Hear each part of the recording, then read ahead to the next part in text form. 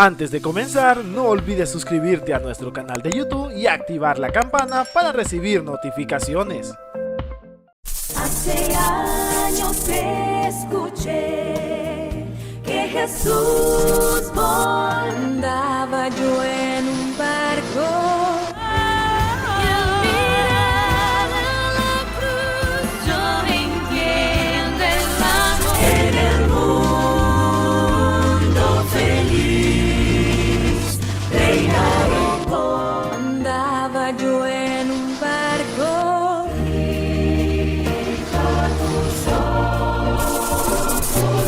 Tú eres mi razón, ve y dile a otro. Tú eres mi razón de cantar, Señor.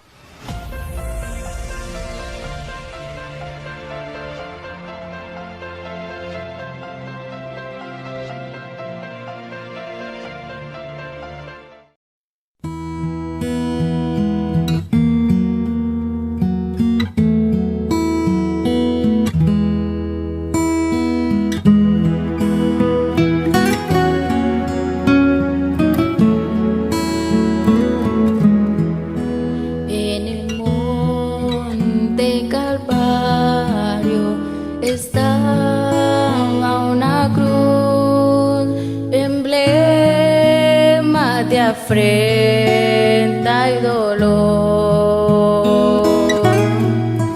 Mas yo amo esa cruz, donde murió mi Jesús por salvar al más vil pecador. Oh, yo siempre amaré esa cruz, en sus triunfos mi gloria será. Y algún día en vez de una cruz mi corona Jesús me dará.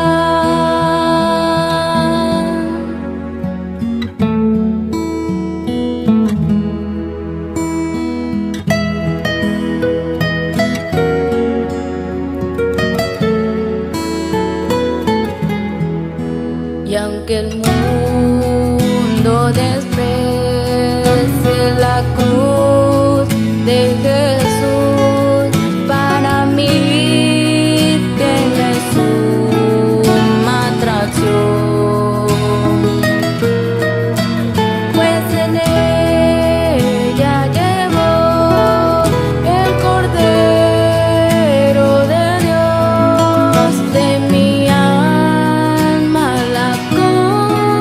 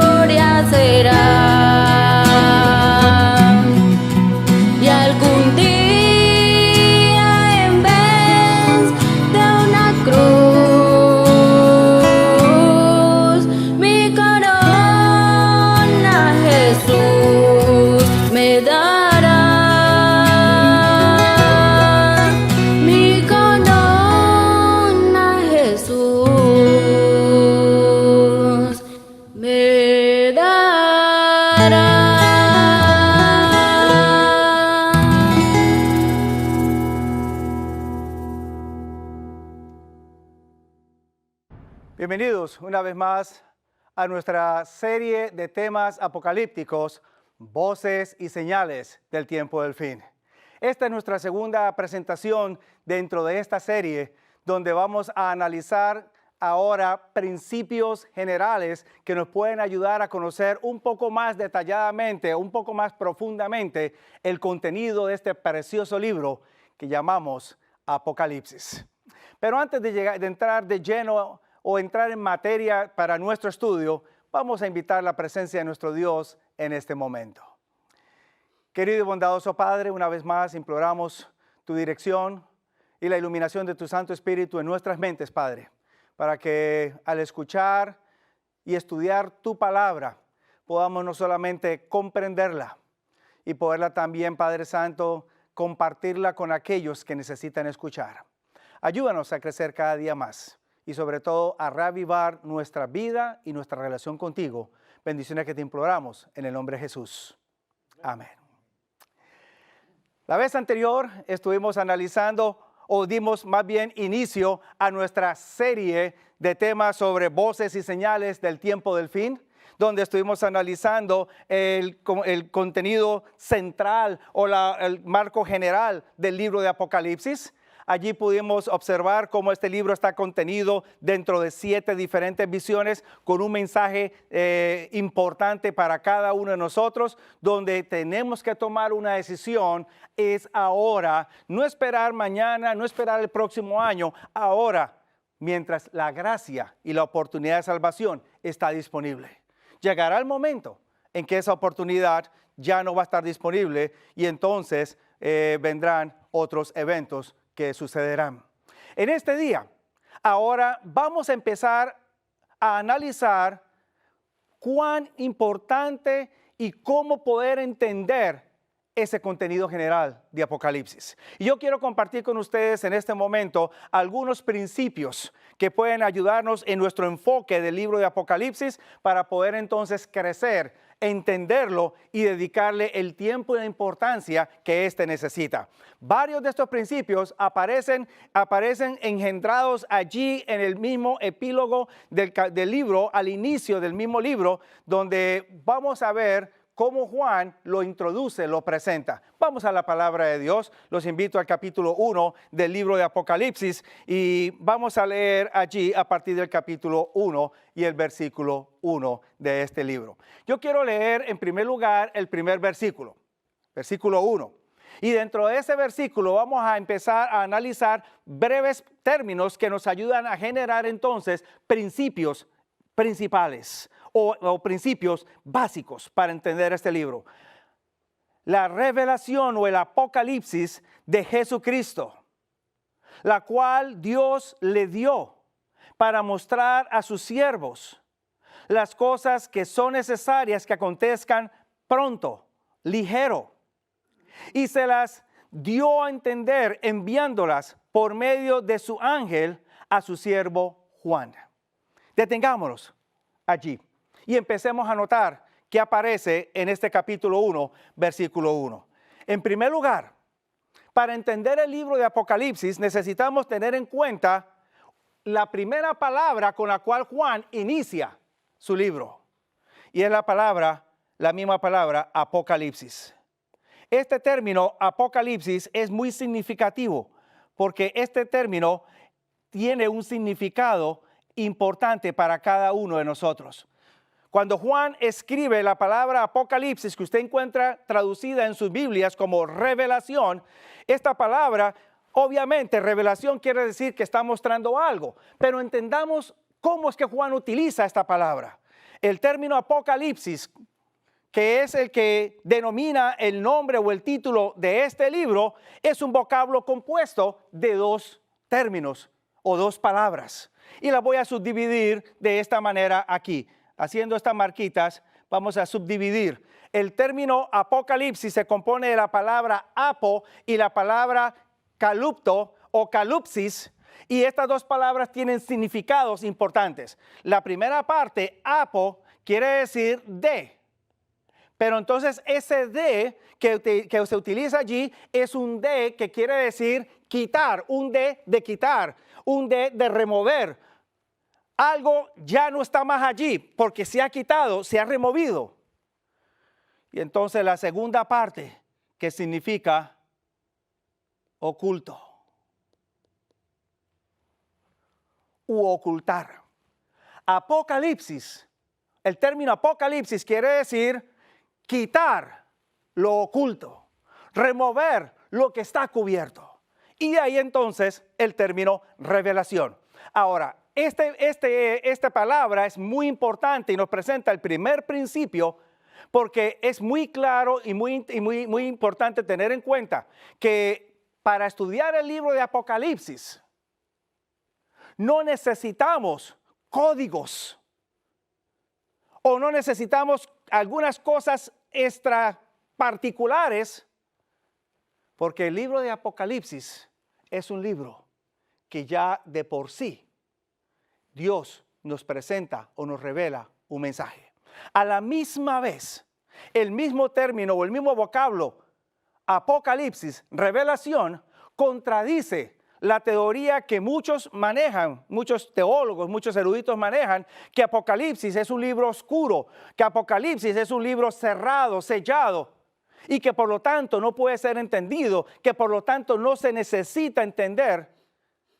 Si está revelado, si Dios ha quitado algo oculto, es porque sí se puede entender. Y es porque Dios también quiere que ustedes y yo lo entendamos. Primer principio que usted necesita tener en cuenta: Apocalipsis es un libro claro que debe de ser estudiado. Segundo principio que aparece en ese mismo capítulo 1, versículo 1 del libro de Apocalipsis. Y es lo que sigue a continuación: la revelación de Jesucristo. Y vuelvo a parar allí, o me detengo allí brevemente. La revelación de Jesucristo. Permítanme enseñarles algo en cuanto a esta frase que aparece allí. Porque en nuestra traducción al español y nuestra comprensión en español, cuando se dice la revelación de Jesucristo, da a entender como que es algo que le pertenece a Jesús. Sin embargo, analicemos algo que no aparece fácilmente legible para el lector en español o el lector en inglés, y que forma parte de la gramática que se utilizó para escribir o que se escribe el Nuevo Testamento en su idioma original. Permítanme explicárselo. A diferencia de nuestro idioma español, la gramática del Nuevo Testamento o del griego del Nuevo Testamento incluía lo que se llama o es conocido como casos. Cada sustantivo tiene un caso. Cada adjetivo tiene un caso. Y esos casos son significativos para ayudarnos a entender o a identificar, número uno, quién hace la acción o hacia quién va dirigida la acción. Y en segundo lugar, por qué se realiza la acción o de qué manera se realiza la acción. Uno de estos casos es el genitivo o se llama genitivo. Este caso genitivo implica una de dos cosas. O bien sea implica pertenencia o implica que se está haciendo algo acerca o se está hablando algo acerca de otra persona o de otra cosa. Cuando Juan está escribiendo Apocalipsis y Juan me dice la revelación de Jesucristo, Juan utiliza la frase de Jesucristo y pone el nombre de Jesucristo en caso genitivo. Y por eso aparece la traducción de Jesucristo. Sin embargo, la pregunta que nos debemos de hacer ¿es este libro una revelación que pertenece a Jesús o es una revelación que es acerca de la obra de Jesús? Y cuando empezamos a analizar el mismo versículo 1, vamos a encontrar que el primer uso del genitivo no es necesariamente el que se aplica. Porque esta revelación no es de Jesús. El capítulo 1, versículo 1 me dice, la revelación de Jesucristo, la cual le dio ¿quién? la cual Dios le dio. O sea que la revelación es ¿de quién? Es de Dios, es del Padre. Y el Padre se la da a Jesús. Por lo tanto, la revelación no es de Jesús, la revelación es del Padre. Así que entonces este libro de Apocalipsis no es de Jesús. Ahora este libro entonces es acerca de Jesús. En otras palabras, el libro de Apocalipsis me va a describir dentro de sus visiones, dentro de sus mensajes, dos asuntos acerca de Jesús. Uno, me va a hablar acerca de la persona de Jesús. ¿Quién es Jesús? Por ejemplo, usted va a leer en el versículo 5, capítulo 1, versículo 5, y de Jesucristo, el testigo fiel, el primogénito de los muertos, el príncipe de los reyes de la tierra, me describe la persona de Jesús, la naturaleza de Jesús. Y en segundo lugar, me habla de la obra de Jesús. Y ahora usted lee en el versículo 6, o el mismo versículo 5, al final del versículo 5, la segunda parte. Al que nos amó y nos ha lavado de nuestros pecados con su sangre. Y nos ha hecho reyes y sacerdotes para Dios y su Padre. A Él sea toda la gloria, etc. O sea que cuando usted lee Apocalipsis, este libro de Apocalipsis me va a tener un personaje central, y ese personaje central es Jesús. Las visiones de Apocalipsis se encuentran prácticamente descritas alrededor de Jesús. Por lo tanto, concluyo entonces que este principio me ayuda a entender a mí que Apocalipsis es un libro cristocéntrico de principio a fin. Y a no ser de que Jesús aparezca en cada una de las visiones, Jesús aparezca en cada uno de los mensajes, en cada una de las interpretaciones, entonces este libro no puede ser comprendido claramente. Ahora bien, ¿por qué hago énfasis en este principio? Al igual que el principio anterior que nos enseña que Apocalipsis es un libro revelado, es un libro abierto que puede ser comprendido. El libro de Apocalipsis es un libro cristocéntrico, a diferencia de lo que piensan algunos, que este libro era solamente para los judíos, porque tiene mucha terminología del Antiguo Testamento. Habla de Jezabel, habla de Jerusalén, habla de Babilonia, etcétera, etcétera. Terminología del Antiguo Testamento, y algunos creyentes, algunos eruditos han llegado a la conclusión de que este libro no hay que prestarle atención, este libro no hay que estudiarlo, porque era para los judíos, eso era para el Antiguo Pacto, nosotros estamos bajo el Nuevo Pacto, y entonces no hay que prestarle atención. Y por esa razón estamos encontrando que la mayoría del mundo cristiano hoy en día poca atención le está prestando al libro de Apocalipsis. Poco tiempo se le está dedicando al estudio del libro de Apocalipsis, porque se piensa que no es un libro relevante para nosotros.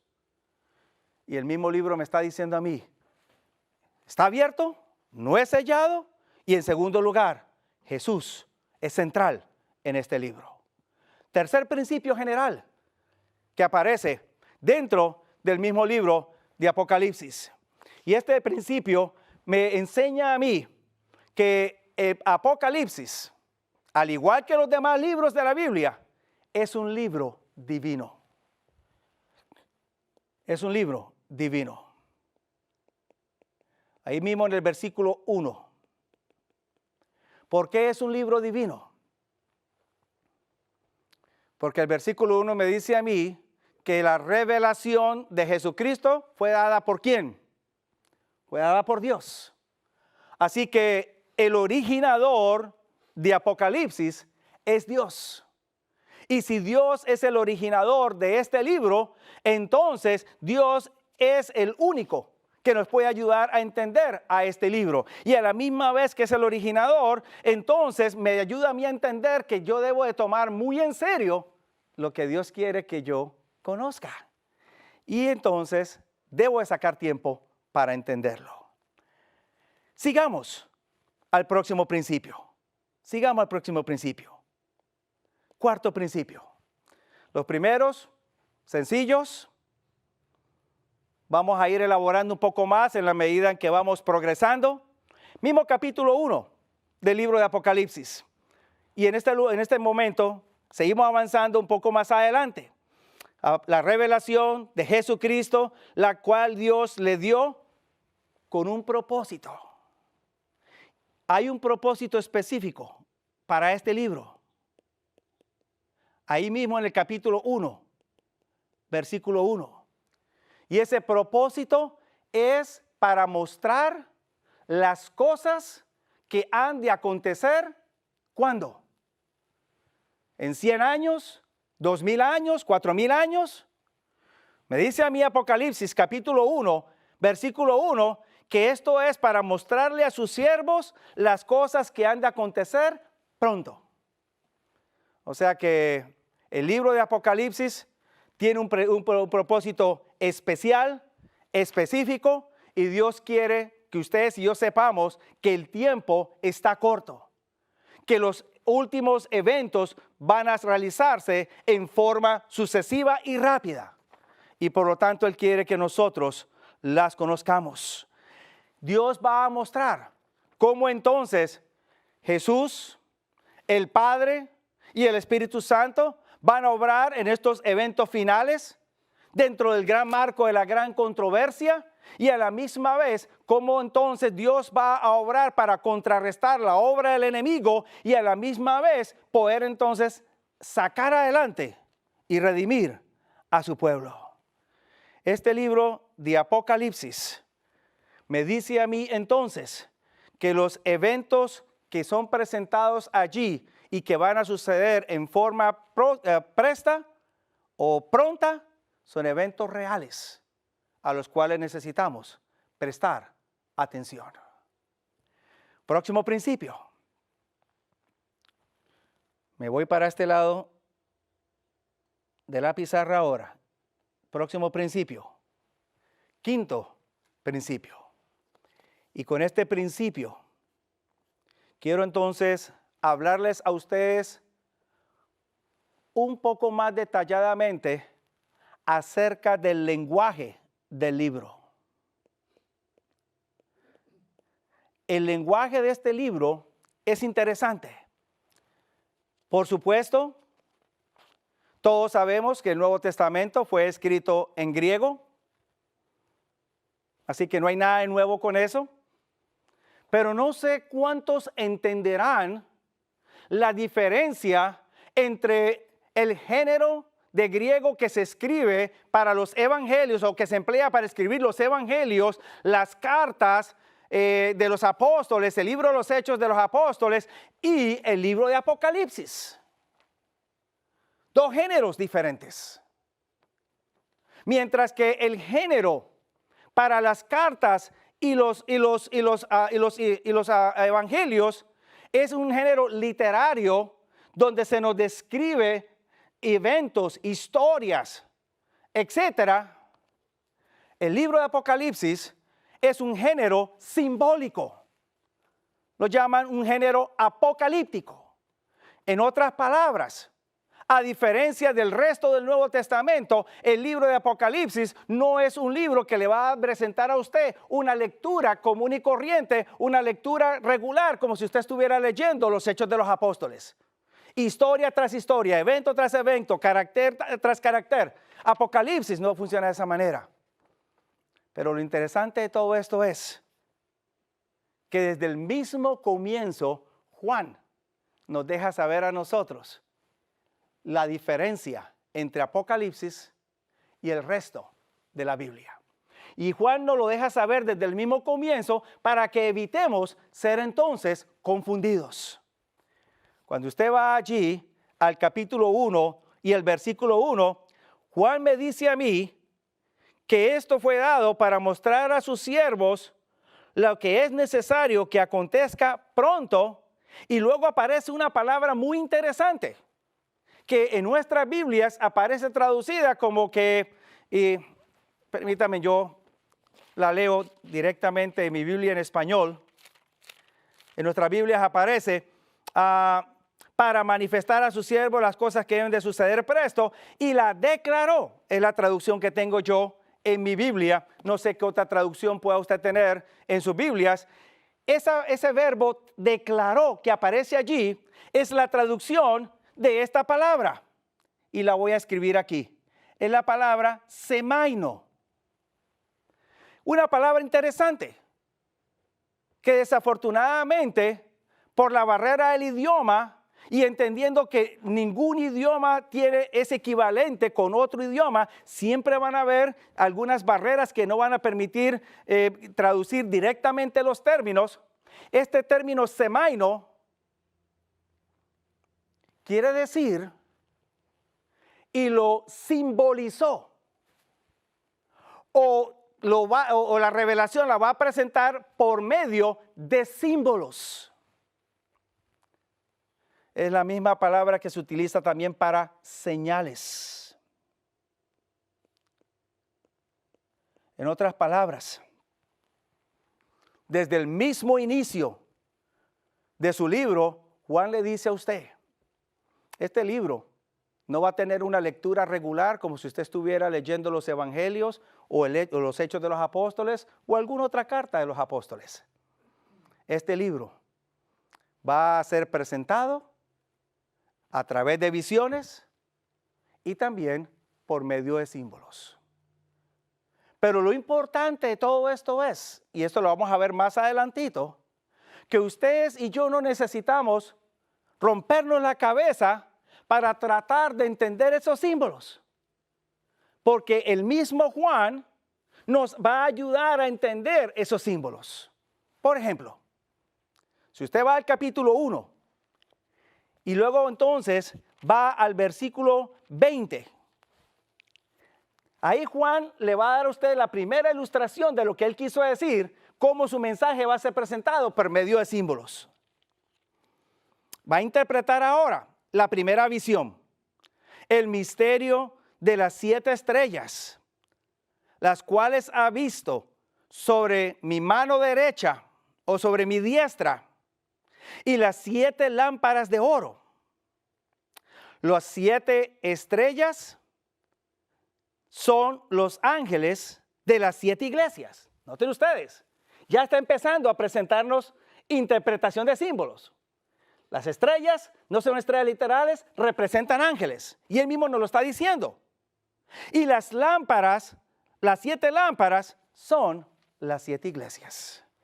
Así que desde el mismo comienzo, Juan le deja saber a usted, mi querido amigo, lo que vas a ver, lo que vas a leer, va a necesitar un segundo paso para entenderlo. Y Juan nos va a ayudar a nosotros a entenderlo más adelante. Así que no es que el libro de Apocalipsis sea sellado. No es que el libro de Apocalipsis no sea cristocéntrico. No es que no pueda ser entendido. Lo que se necesita es que entendamos que es un libro que pertenece a un género diferente y necesitamos prestarle atención al uso de los términos que Juan va a emplear en este libro. Sexto principio que Juan nos presenta aquí. Y ahora nos salimos un poco del versículo 1 y vamos al versículo 3. Como les mencioné en el tema anterior, el libro de Apocalipsis es el único libro de todo el Nuevo Testamento. Y de pronto, si se quiere también decir, es el único libro de toda la Biblia que le ofrece un incentivo adicional para que lo lea. Le ofrece una bendición especial. Pero noten ustedes cómo sale esa bendición. El versículo 3 me dice a mí, bienaventurado o bendecido el que lee y los que están oyendo las palabras de la profecía y están guardando las cosas que en ellas han sido escritas, porque el tiempo está cerca. Ahora, Yo quiero elaborar un poco sobre este pasaje con relación a lo que mencioné la vez anterior. Cuando usted lee el capítulo 1, versículo 3, usted va a encontrar que el lenguaje o la forma como Juan está describiendo esta bendición es en forma de una congregación que está escuchando la proclamación de un mensaje. Note usted, versículo 3. En primer lugar me dice a mí, solamente uno es el que lee. Bienaventurado el que lee. Pero luego me menciona a mí que los que oyen ya no es uno. Ya son varios los que oyen. Ya son varios.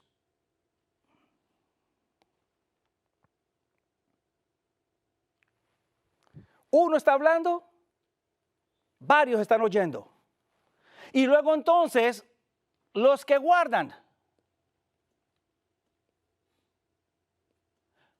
Son varios también.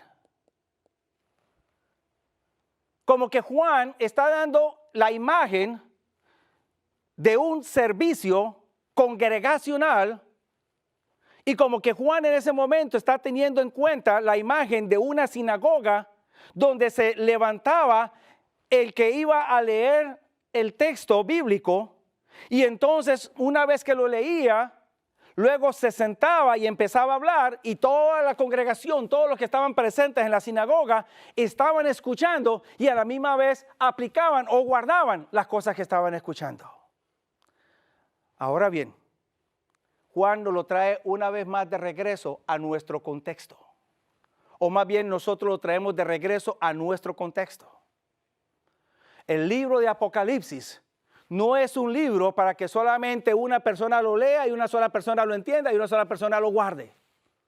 El libro de Apocalipsis, por la descripción que me da Juan, es un libro que tiene que ser proclamado a una congregación o en un marco congregacional donde haya uno que lea, uno que presente, varios que escuchen y varios que observen o guarden. En otras palabras, si hay un tiempo cuando el libro de Apocalipsis debe de ser más predicado, es hoy en día. Sin embargo, es el tiempo cuando menos atención o tiempo se le está dedicando a este libro. Pero ahora noten otro detalle que aparece aquí en este versículo.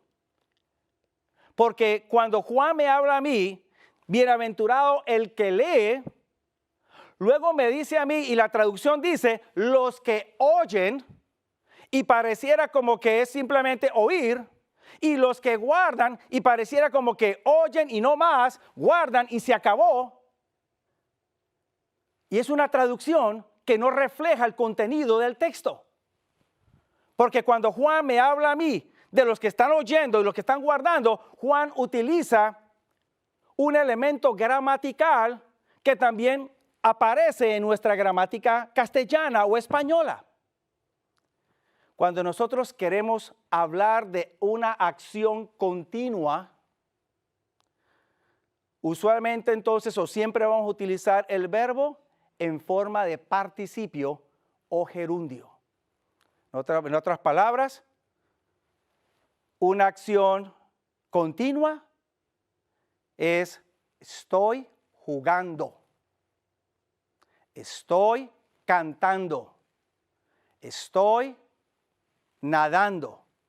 Verbos que terminan en ando, yendo, son verbos que en español se conocen como en forma gerundio o en forma participio. Quiere decir que la acción comienza pero no termina, continúa, es algo continuo, no tiene fin. Y cuando Juan me dice a mí, bienaventurado el que lee, y luego me dice a mí, los que oyen, me está diciendo es los que están oyendo. En otras palabras, no es que usted venga a la iglesia un día, escuche la predicación, qué bonito fue, y luego se va. No, usted continúa oyendo. Y lo mismo, guardan. De igual manera, usted continúa observando. No observa un día o 2 días, es una observancia continua. O sea que el libro de Apocalipsis debe de ser algo que usted continuamente debe de estar prestando atención, continuamente debe de estar analizando. Pasemos al próximo principio. Este próximo principio aparece también dentro del mismo capítulo 1 del libro de Apocalipsis. Pero en esta ocasión, versículos 5 y 6. Capítulo 1, versículos 5 y 6. Voy a anotar aquí. Este libro hace mucho hincapié en la sangre de Cristo Jesús. Nota el versículo 5. Y del testigo fiel y verdadero, el primogénito de los muertos, el príncipe de los reyes de la tierra, al que nos amó y nos lava de nuestros pecados en su sangre. Ahora, este elemento sangre no solamente aparece en este pasaje. Usted va a notar en otras ocasiones en el mismo libro de Apocalipsis, y le puedo dar varias referencias. Por ejemplo, si usted va allá al capítulo 12 de Apocalipsis, versículos 10 y 11, los únicos que pueden vencer al dragón o al enemigo, a Satanás, lo hacen es por la sangre del Cordero. Me dice a mí la palabra del Señor también, allá en Apocalipsis, el capítulo 22, que los justos que van a entrar por las puertas perlinas de la Nueva Jerusalén han lavado sus vestimentas en la sangre del Cordero. Aparece reiterado también en el capítulo 7 del libro de Apocalipsis. O sea que a través de este libro se hace un énfasis bastante marcado en la sangre de Jesús, lo cual una vez más nos vuelve a presentar que no solamente es un libro cristocéntrico de principio a fin, sino que es un libro que nos presenta y nos destaca la gracia del Señor de principio a fin. Así que si usted piensa que la gracia del Señor solamente aparece mencionada en Romanos, en Gálatas o en algunos otros libros del Nuevo Testamento, usted necesita entonces tomar un tiempo y leer Apocalipsis, porque la gracia de Dios también aparece allí. Y si la gracia de Dios aparece allí, y si el libro es cristocéntrico, usted necesita estudiar y predicar de Apocalipsis de igual manera. Siguiente principio. Principio número 8. Y en este principio, los versículos 4 al 6 nos presenta a nosotros que Apocalipsis es un libro que menciona personajes, menciona lugares y menciona eventos históricos. En otras palabras, estos sucesos ocurren en el pasado, ocurren en el presente o también pueden ocurrir en el futuro. Y estos eventos son descritos a través de símbolos para que podamos observar cómo Dios obra a través de la historia salvando a sus hijos. El lenguaje de este libro nos presenta la historicidad o nos confirma la historicidad de este libro. Por ejemplo, cuando Apocalipsis me habla a mí del surgimiento de la bestia, o me habla del surgimiento de la imagen de la bestia, muchas personas se han enfocado en la bestia o en la imagen de la bestia, como que si ese fuera el todo del libro. Ciertamente, compone un elemento central en el mensaje del libro, pero no es el todo del libro. ¿Por qué razón? Porque desde el mismo comienzo, Apocalipsis 1:7 me presenta a mí que el mensaje central del libro tiene que ver con la venida del Señor y el establecimiento de su reino en el tiempo final. Y por eso el capítulo 1:7 me dice a mí, he aquí que vienen las nubes de los cielos y todo ojo lo mirará. Y cuando va a concluir el libro de Apocalipsis, ¿con qué concluye Apocalipsis? No solamente me presenta cielos nuevos, tierra nueva, la nueva Jerusalén, sino que me dice, sí, ven Señor Jesús. Esa es la meta final de Apocalipsis. Pero entonces, para el lector de Apocalipsis, ahora Juan me dice a mí, usted tiene una meta final, la venida del Señor, la nueva ciudad, la Santa Jerusalén.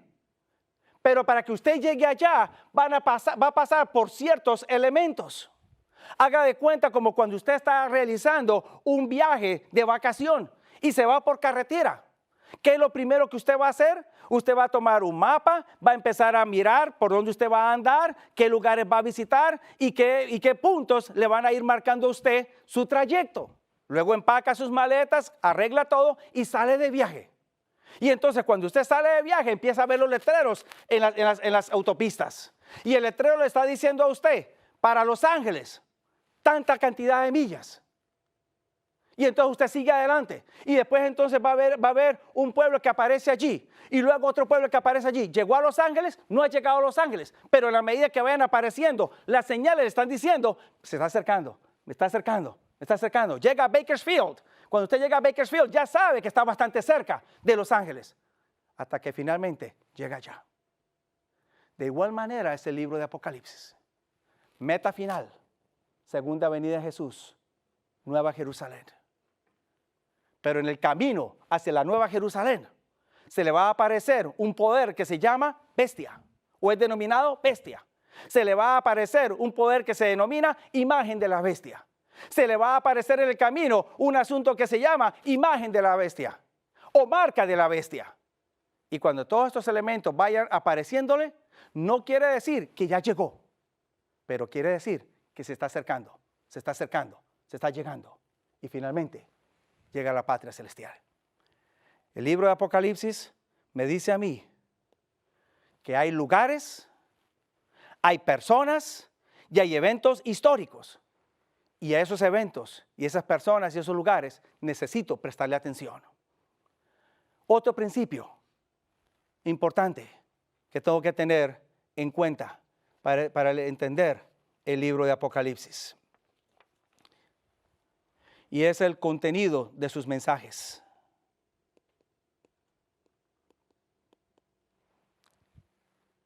Este contenido o este principio noveno está conectado con el anterior. Pero lo he separado solamente porque quiero denotar lo siguiente. El libro de Apocalipsis contiene lenguaje que refleja asuntos históricos de la época. Lo cual quiere decir que este fue un libro escrito para gente literal que podía entender o tenía la capacidad de entender el mensaje que se le estaba presentando en ese momento. Y que ellos dentro de su marco cultural e histórico podían entender lo que Juan estaba tratando de decir. Les doy un ejemplo. Cuando usted va al libro de Apocalipsis, allá al capítulo 1, y entonces usted lee en los versículos 17 y 18, versículos 8 y luego 17 y 18, usted va a encontrar que Juan describe a Jesús de una manera bien particular. Juan lo llama el Alfa y la Omega. O más bien Jesús, hablándole a Juan, le dice, yo soy el Alfa y la Omega. Y obviamente nosotros lo hemos entendido dentro de la perspectiva, el primero y el último. Entendiendo que el alfa es la primera letra del abecedario griego, la omega es la última letra del abecedario griego. Antes del alfa no existe nada, después del omega no va a haber nada. Jesús no tiene nada antes de él, ni va a haber nada después de él. Jesús es el todo. Pero el uso de ese término podía ser fácilmente entendido por un creyente o un judío o un individuo en el primer siglo de la era cristiana. ¿Por qué razón? Porque esa misma frase, alfa y omega, principio y fin, era aplicada a una de las principales dioses del Asia Menor. Su nombre, Hécate. Y lo voy a escribir aquí. ¿Qué había con esta diosa? Históricamente, Hécate era una de las diosas más amadas, más reverenciadas dentro del Asia Menor. Y a esta diosa se le atribuía entonces funciones de ser creadora, de ser salvadora, de no tener nada antes de ella, ni que haya nada después de ella. Ella era el todo del todo y que ella era la que movía todo el cosmos dentro del universo. Y ahora Juan me dice a mí que Jesús es el alfa y la omega. ¿Será que Juan está entonces atribuyéndole a Jesús características paganas? No. Lo único que Juan está haciendo está diciendo es lo siguiente. A todos los habitantes del Asia Menor que pensaban o creían que en esta Hécate podían ellos encontrar a un salvador o salvadora, a alguien que dominaba el cosmos, a alguien que tenía control sobre todo. Ahora Juan les está diciendo a ellos, todo lo que ustedes pensaban que podían obtener en Hécate, lo van a encontrar en Cristo Jesús. Él es el verdadero alfa y omega. Él es el verdadero Salvador. Él es el que verdaderamente mantiene el cosmos, el universo en orden.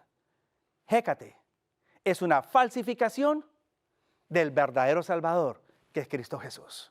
Y entonces, a través de ese lenguaje histórico, Juan está presentándonos y dejándonos entender a nosotros que el diablo ha utilizado falsificaciones para desviar la atención de la gente. Y ahora nos deja saber lo que se cree y se espera de otros, lo obtenemos directamente de Cristo Jesús. No hay que buscar otras fuentes, llámese santos o llámese ideas, llámese videntes, consultores. Todo lo que queremos y necesitamos lo encontramos en Cristo Jesús. Otro elemento histórico que usted puede encontrar también dentro de estos libros, de este libro de Apocalipsis. Por ejemplo, en Apocalipsis 14, versículo 5. Perdón, no es el capítulo 14, capítulos 4 y capítulo 5 del libro de Apocalipsis. Juan nos describe a uno que está sentado en un trono con un libro en su mano derecha. Y ese libro tiene 7 sellos. Está cerrado con 7 sellos. Y nadie ha sido hallado digno para romper y abrir esos sellos y el libro. Una imagen que solamente un judío del tiempo del primer siglo podía entender más claramente, sin mucha particularidad. Está utilizando un elemento que aparecía dentro de la sociedad romana cuando una familia quería dejar una herencia. Traía a 1 o 2 funcionarios romanos, escribían en el rollo por ambos lados, lo cerraban y luego lo cerraban con 7 sellos. Y solamente esos 7 sellos eran abiertos una vez que el testamentario moría y el heredero que era digno de recibir venía, rompía y podía leer todo lo que se le había brindado en ese rollo. De igual manera, Juan me está diciendo a mí, así como los romanos funcionaban con sus herencias, Jesús también funciona. Y el plan de redención también funciona. El Padre tiene preparado para nosotros una gran herencia. Y está escrita esa gran herencia. Pero también la ha sellado para que una vez que muera el testamentario, entonces puedan ser rotos y los redimidos puedan recibir su herencia. Y de esta manera Juan nos dice a nosotros, no tenemos nada que preocuparnos por lo que podamos padecer aquí y por lo que podamos pensar de que no va a haber nada más allá de la muerte, porque con el Padre tenemos una herencia y es una herencia garantizada. Y Jesús triunfó y Jesús es digno de romper los sellos para que pueda ser leída y ustedes y yo podamos recibirla. El contenido de Apocalipsis es un contenido histórico. Para que ustedes y yo al leerlo podamos entonces entender que fue enviado a personas reales que existieron en la historia, que conocían y podían entender el libro.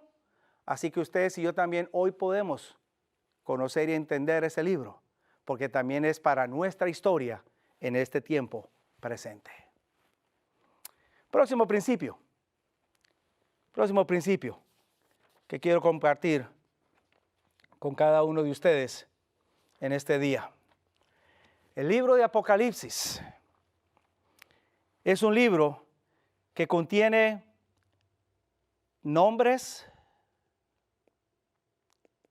contiene términos o palabras, contiene frases, etcétera, que son extraídas del Antiguo Testamento.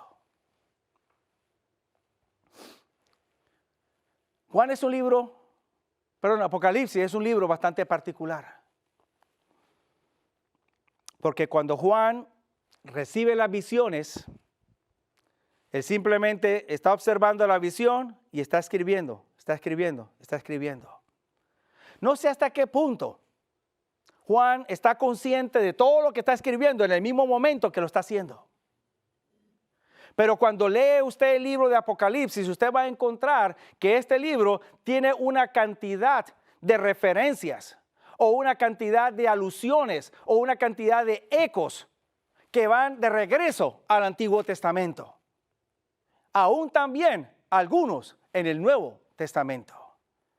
Y ahí es donde usted entonces empieza a hacer sentido de por qué Juan le dijo a usted que este libro es un libro con un lenguaje simbólico y que ese lenguaje tenía que ser entonces entendido para poder ser interpretado.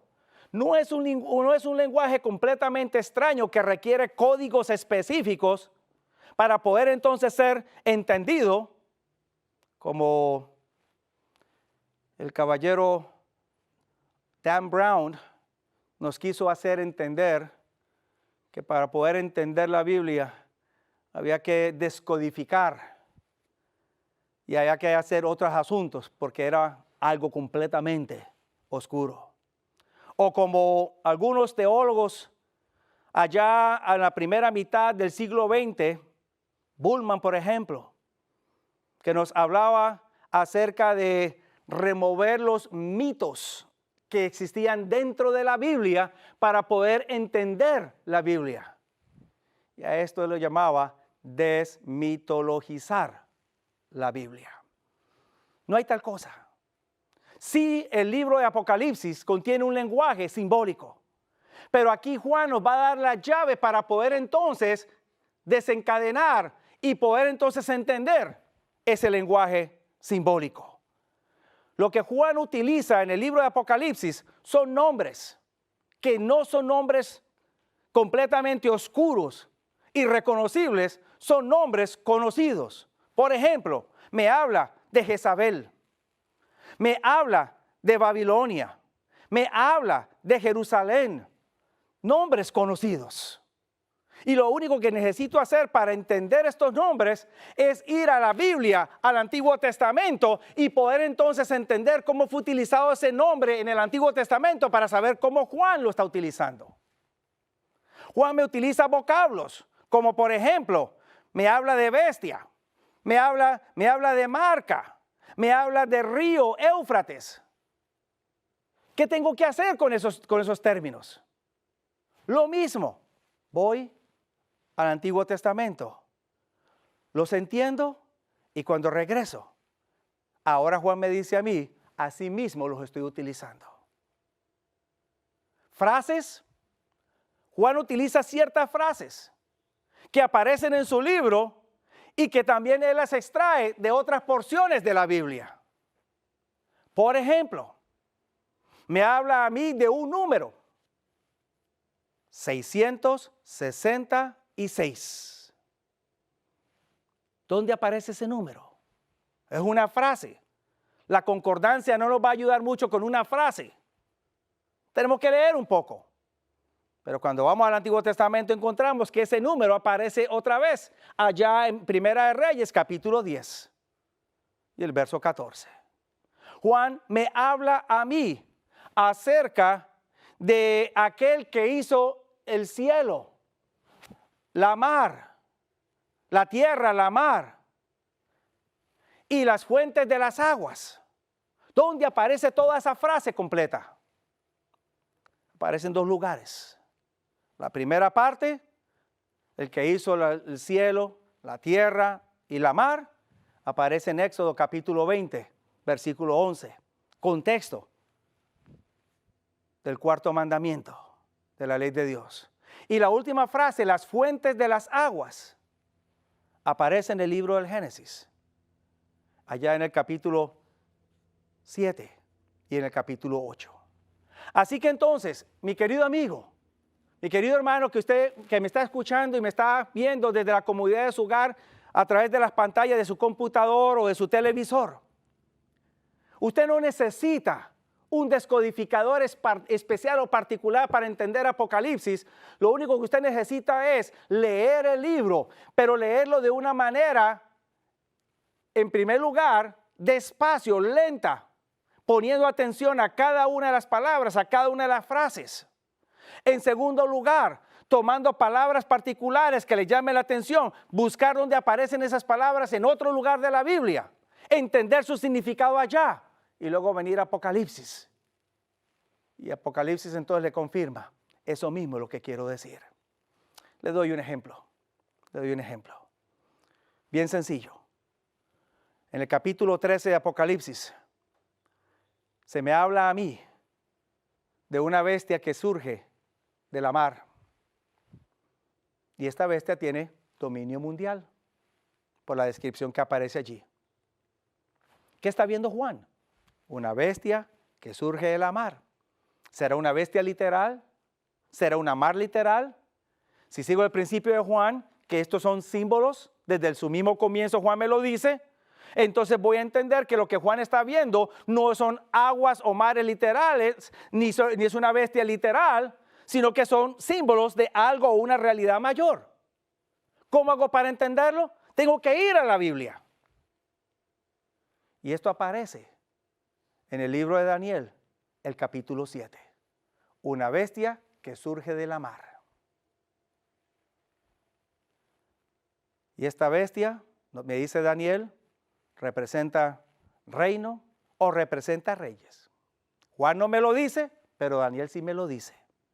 Las aguas, Juan me dice a mí que representan gentes, pero Juan no me especifica qué tipo de gentes. ¿Qué tengo que hacer para entender entonces qué tipo de gentes son estas? Porque si las aguas representan gente, la primera pregunta que me voy a hacer es, ¿soy yo parte de esas gentes? ¿O no soy parte de esas gentes? ¿Quiero ser parte de esas gentes o no quiero ser parte de esas gentes? Y entonces es cuando tengo que buscar en el Antiguo Testamento. Y es cuando voy al libro de Isaías, capítulo 57. E Isaías me dice a mí que los impíos son como la mar en tempestad. No tienen paz los impíos. Y ahora entiendo entonces cuando vuelvo a Apocalipsis, que esa mar representan gente, sí, pero es un grupo particular de gentes. Son impíos, injustos. Y que esta bestia que surge de la mar es un rey o es un gobierno o es un sistema que rige sobre todos esos injustos. Entonces, ¿qué es lo que está viendo Daniel? ¿Y qué es lo que está viendo Juan en Apocalipsis? Está viendo entonces el surgimiento de un sistema, un gobierno que gobernaría o regiría sobre la tierra y tendría su gran apoyo en aquellos que, pretendiendo servir a Dios, están siguiendo las enseñanzas de otro sistema. De esta manera, Juan me ayuda a mí a entender sus símbolos. No tengo que ir a ningún otro lado. Solamente necesito dejar que la Biblia me ayude a entender estos símbolos. Con esto le quiero decir, mi querido amigo, mi querido hermano, una de las principales equivocaciones que se ha hecho en el estudio de Apocalipsis es tratar de interpretar los mensajes, los símbolos de Apocalipsis en forma aislada o separada o divorciada del resto de la Biblia. En el momento en que usted empiece a hacer eso, automáticamente ya usted se está colocando en un camino que lo va a llevar a usted a una interpretación completamente desviada. ¿Usted quiere entender bien el libro? Usted necesita entonces interpretarlo a la luz del resto de la Biblia. Porque el libro de Apocalipsis tiene como centro a Jesús. Pero el libro de Apocalipsis también involucra al pueblo del Señor.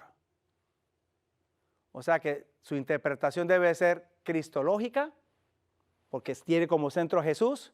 Debe ser cristocéntrica y también debe ser eclesiológica, porque involucra a su iglesia, pero también tiene que ver con los eventos finales. Y esos eventos finales son presentados desde el mismo inicio de la palabra de Dios. Estos principios, mi querido amigo, de pronto sencillos, de pronto generales, pero el mismo Juan nos los provee para que usted y yo podamos entonces manejar mejor este libro y entender mejor sus mensajes. Dios te bendiga. Dios te siga guiando en el estudio de este libro. Y te espero entonces para la siguiente presentación. Hemos llegado al final del programa del día de hoy, pero antes de despedirnos queremos invitarte a seguirnos en todas nuestras redes sociales, compartirlas con todos tus amigos. Recuerda buscarnos como Red Gala Estéreo.